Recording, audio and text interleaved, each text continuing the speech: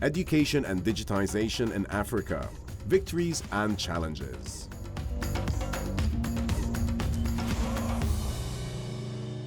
Our final panel is Education and Digitalization in Africa, Victories and Challenges. Oh, I like this title. So let's welcome our amazing moderator, Cal Evans, Managing Associate at Gresham's International, Troy Hector, Founder and CEO of Trident Digital Enterprises, Chakwemeka Gerald I.B. Wuchi, the Africa Community Manager at L Bank Exchange, our amazing NFT artist, Amrita Sethi, who is from Art by Amrita. You heard her earlier. I hope you all have her NFT. What an amazing keynote. And we have Shaheer Karrim, co-founder of Mzansi Web3 ICP.Hub, Southern Africa. Wow, that was a lot, panelists. Guys, you're going to want to stick around for our last panel. It's going to be amazing. So, Cal, please, if you're ready, take it away. All right. Well, look at you guys. You are the warriors for being here for the last panel of the day, of the first day. So thank you so much. I'm not going to introduce myself again. I've been on stage twice before. But I am absolutely going to let the more important people on the stage introduce themselves. I love all these guys on here. This is such a good, solid, diverse. Is your mic working? I can see it. Is that working? It's working. Yeah, good. So what I'll do, Amrita, I'll start with you, and then we'll kind of come down and with Shaheer, and I'll start firing some questions at you. Amazing. Good afternoon, everyone. My name is Amrita Sethi, and I'm the first NFT artist in Dubai. I'm both a physical and a digital artist, but I'm also, I also have created art amongst many mediums. I work with brands to help them transition from Web 2 to Web 3. And I also have my own academy where I help people learn about blockchain, as well as my own youth advisory council where I get advice from the next generation. Good afternoon. My name is Troy Hector, a Cape Town-based boy. My background is mainly in the ICT sector, but of late ventured into digital transformation. I have a very specific interest in education and edutech, and also fintech specifically, looking at how those two can merge to offer solutions to the marketplace.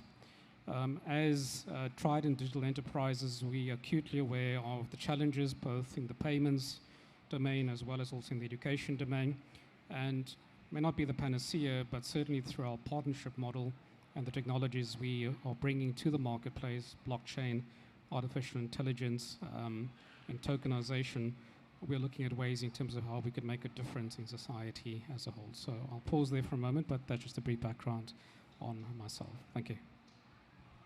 Awesome. Shaheer Karrim.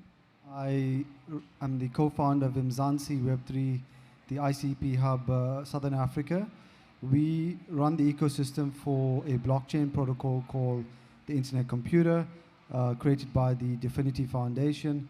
In terms of the ecosystem, we provide from grassroots education, developer education, to funding startups through our grant program, to enterprise, government education, and onboarding. Pleasure to be here, and pleasure to be here with you guys. Awesome. So it sounds like we got some pretty good experience in education and helping people out. Great.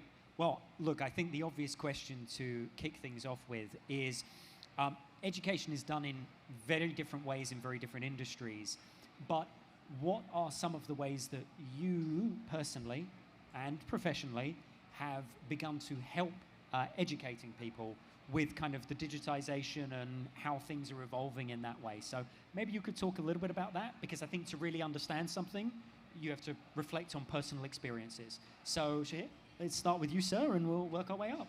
Yeah, sure. So, I mean, I'll talk from my experience, because that's what we're doing. So we're doing developer education in the region, and we've done Botswana, Zambia, we're doing South Africa now, Zimbabwe. And in this particular region, we look at the topic is victories and challenges, right? So victories is the enthusiasm is off the charts. From the universities to the lecturers, everyone sees blockchain, AI these emerging tech as something they need to jump on immediately. But I would say the challenges is obviously from the infrastructure perspective.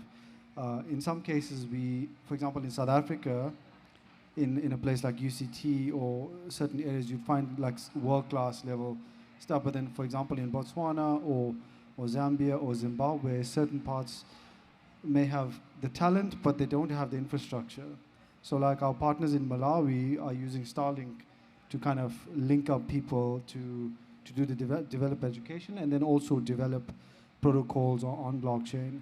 So in terms of the space, lots of enthusiasm, lots of talent, but we need to kind of merge the infrastructure aspect with the talent. And I think we're looking at your previous talk around funding and VCs and yourself and on the legal side. There's so many different sort of elements that need to come in, and we need to bring a lot of skills in. But I would say challenges mostly would be the aspect of infrastructure.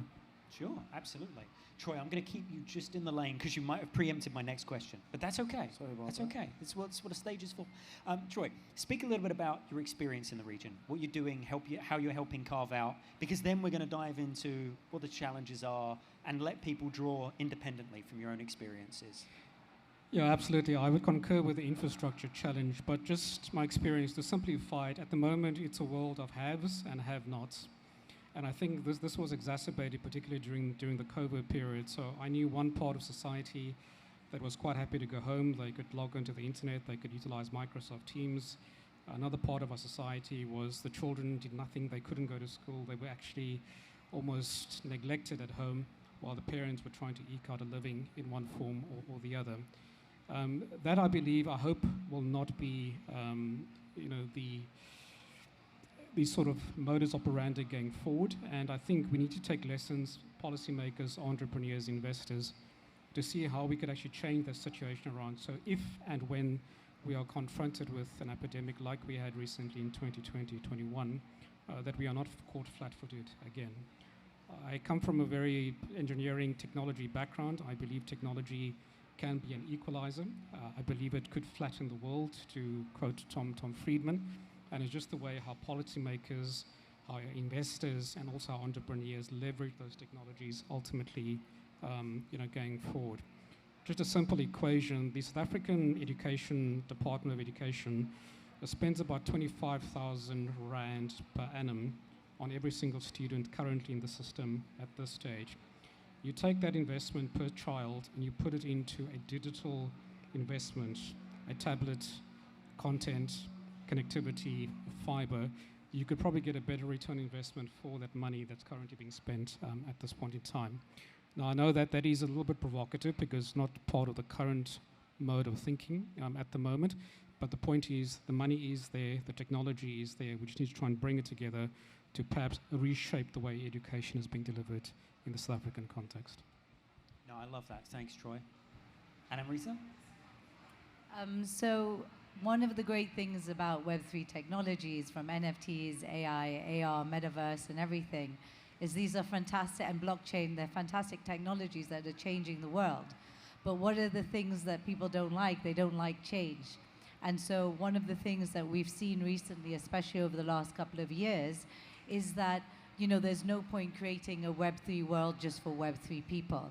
You need to bring, the Web2, the current, I would say, the mass adopters over to learn. And it's just like learning a new language, right? So, also Web3 has their own language, which hasn't been created by any marketing gurus. It's been created by, the tech world, things like NFTs, non-fungible tokens.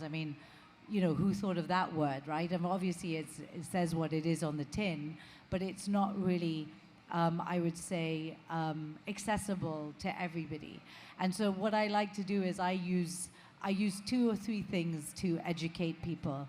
So obviously I do it with my art, and I like to always say that I like to bring some magic into art and use this concept of art edutainment, where I use art as a way to educate and entertain people about the new technologies by actually just getting people to interact with the art piece itself. So I use a lot of augmented reality, AI, VR, metaverse, and so you're experiencing the next Web3 technologies through my art.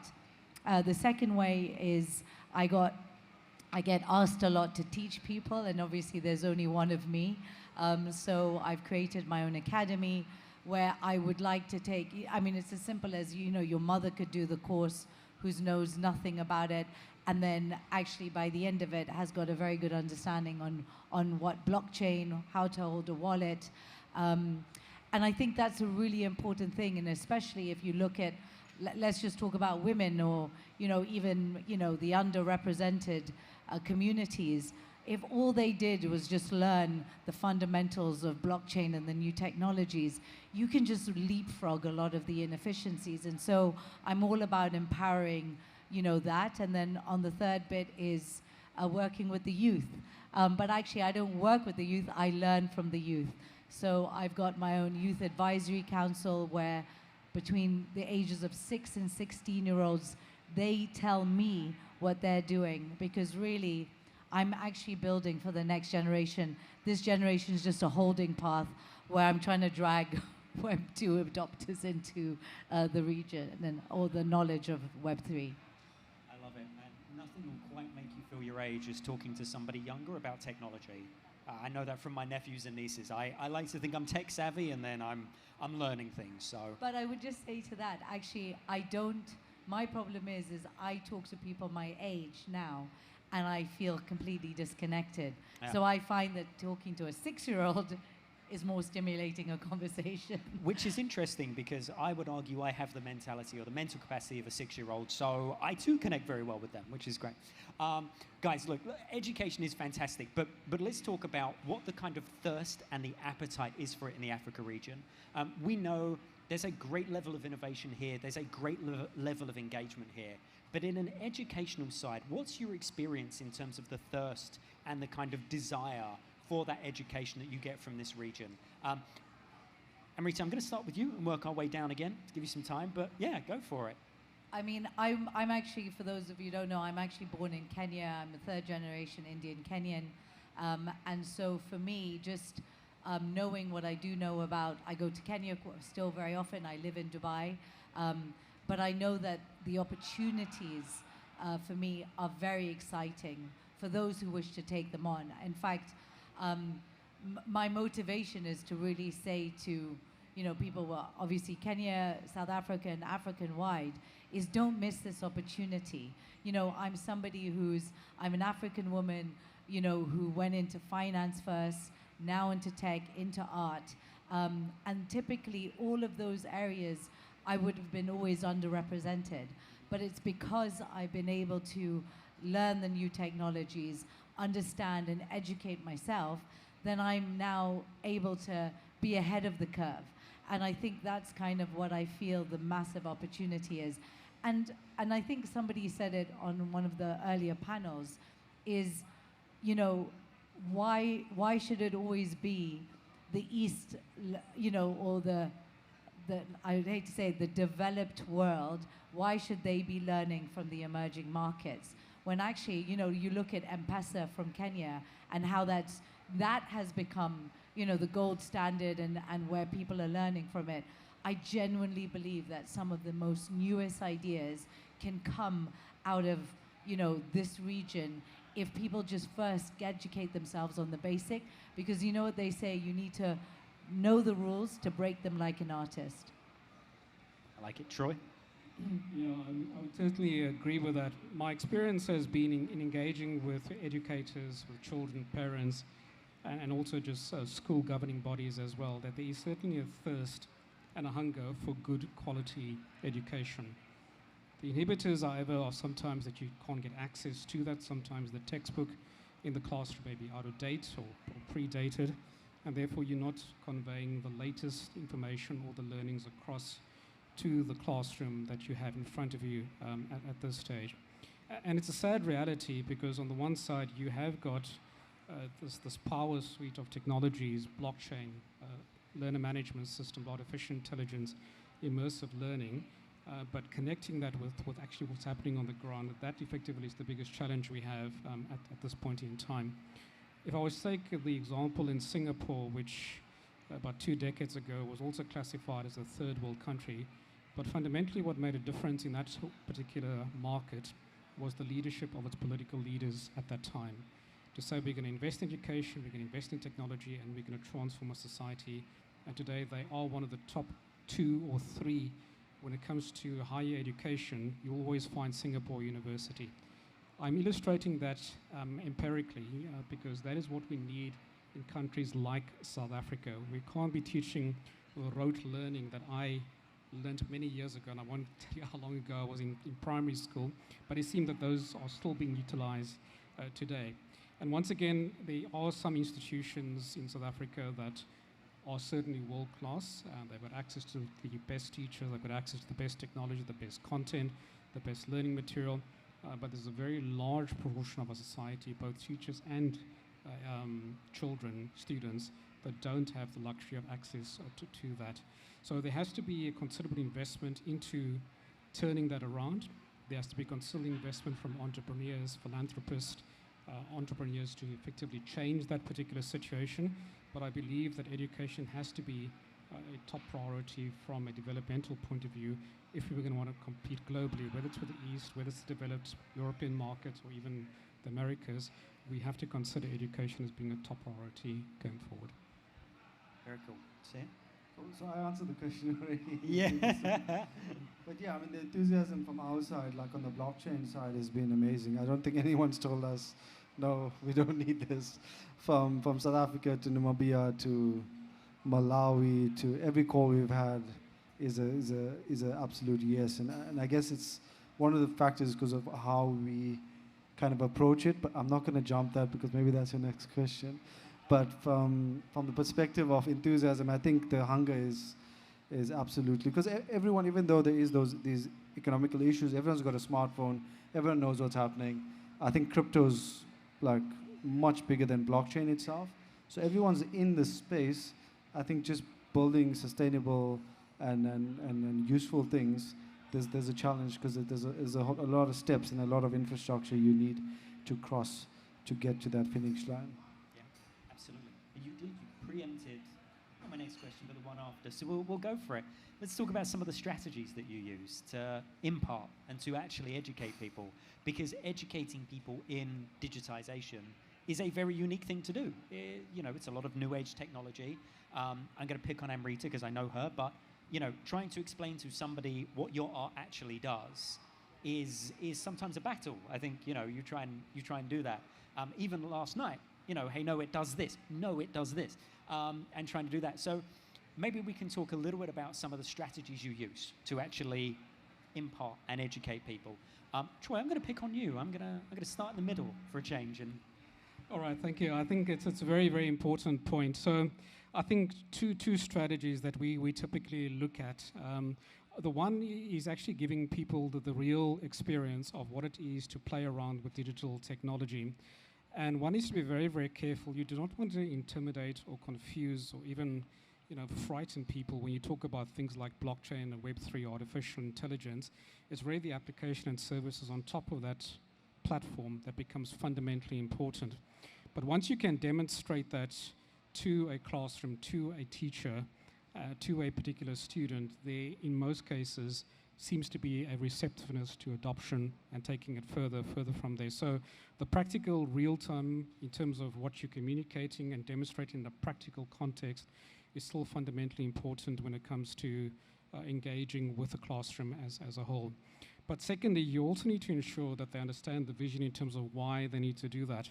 I recall a couple of years ago, I was doing a keynote address to an education conference, and I was talking about all these wonderful technologies in the digital space when it came to education.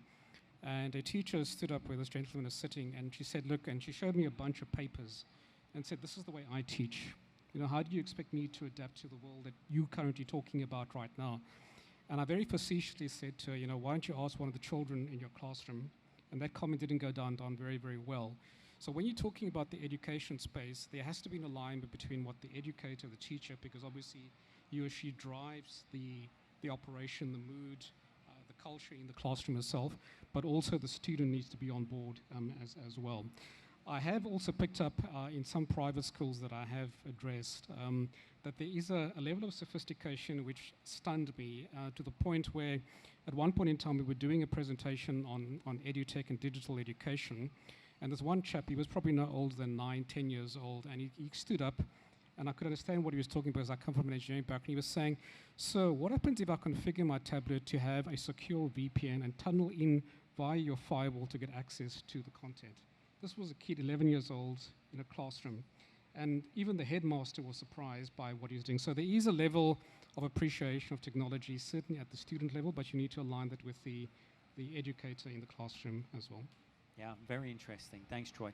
Amrita, I'll jump in with you. Yeah, I mean, my strategy is I just kind of teach by doing. So, for example, like, you know, I would say before COVID, and this is actually a true story, my art is fundamentally based on sound.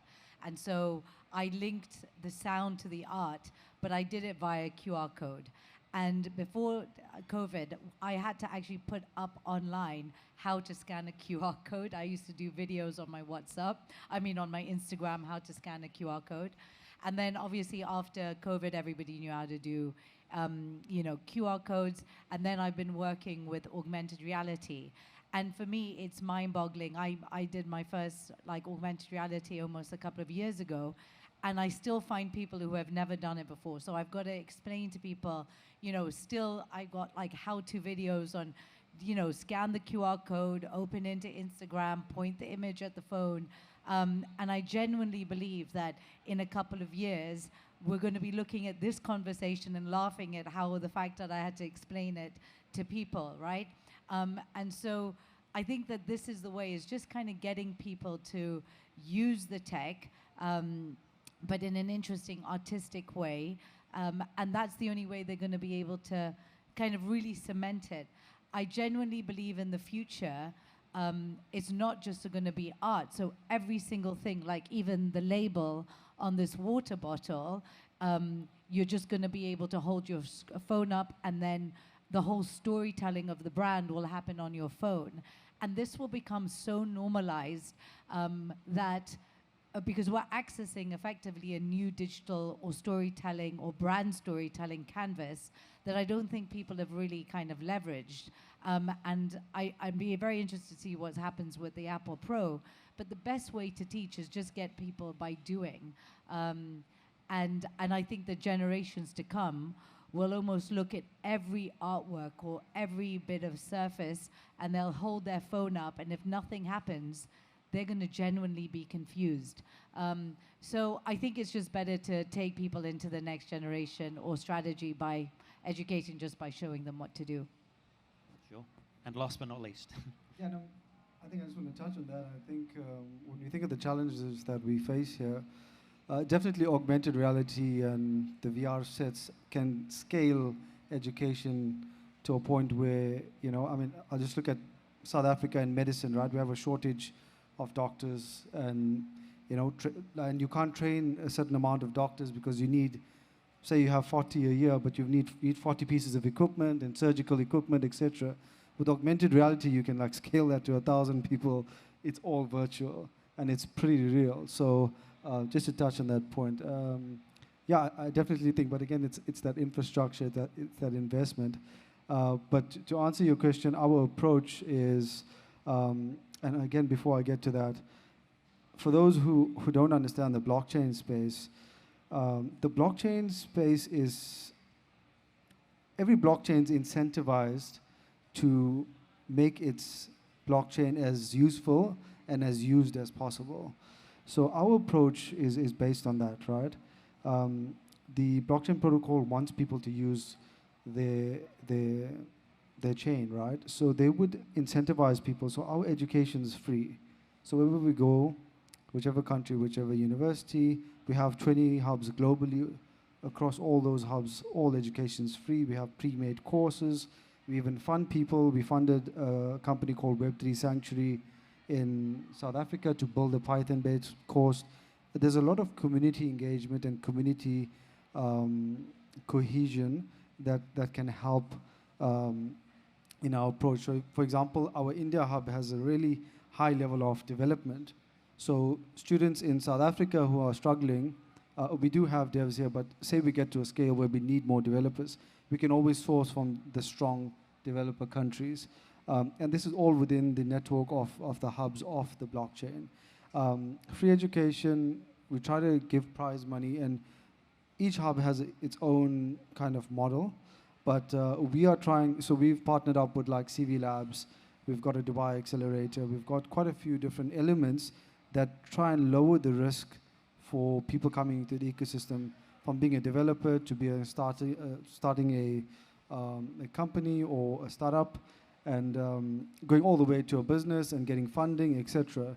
So that is our approach. I know we stuck for time, so I'm gonna. No, I think that's good. Bring Guys, it back to you. Rather than ramming a question at you for the last 20 seconds, I want to thank you for being here. I want to thank you guys for being the warriors, the last in the audience, and had a really great time discussing this with you on stage. So let's give them a round of applause, and thank you very much for being here.